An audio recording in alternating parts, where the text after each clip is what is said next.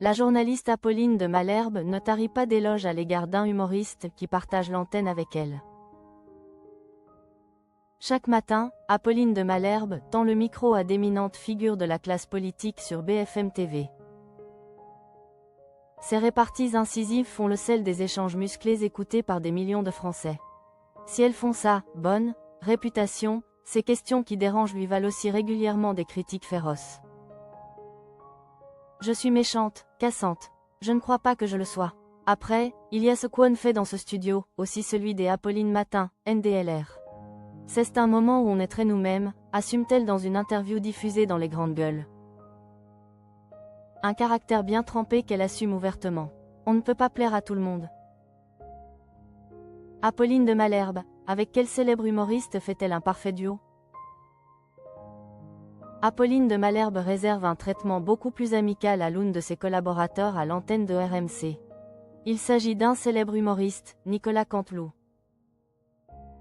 Une vidéo diffusée dans C'est à vous ce jeudi 5 février 2026 montre la journaliste maîtriser difficilement son envie de rire quand l'imitateur l'interpelle en prenant la voix de Jean-Luc Mélenchon et de l'ex-président de la République François Hollande.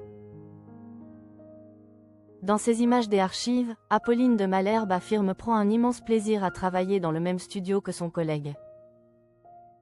Je lui fais une confiance totale, affirme-t-elle. Je suis son premier public parce que je découvre son texte et ses imitations vraiment en temps réel. Et d'ajouter avec humour, je crois qu'On est devenu un couple. Une belle histoire de camaraderie dans les coulisses de RMC. Apolline de Malherbe, cet humoriste qu'elle a vexé.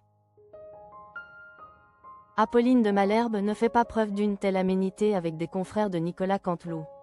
Le 17 novembre dernier, Patrick Sébastien a été vexé par une comparaison osée par la matinalière de BFM TV. Je vous trouve plutôt moins drôle là-dessus, la politique, NDLR, que ne l'était un Coluche, a balancé la journaliste sans prendre de gants. L'humoriste a avalé des couleurs. Tu crois que j'ai envie d'être drôle? A-t-il rétorqué. Apolline de Malherbe a aussitôt renchéri. Précisément, vous estimez qu'aujourd'hui, on ne peut plus rire. L'ex-animateur du plus grand cabaret du monde ne s'est pas laissé abattre, ce n'est pas qu'On ne peut plus rire. Moi, je continue à faire rire. C'est mon métier, d'amuser les gens. Mais sur la situation telle qu'elle est aujourd'hui, je n'ai pas envie d'être drôle. Une passe d'armes comme on peut en entendre régulièrement au micro des Apolline de Malherbe.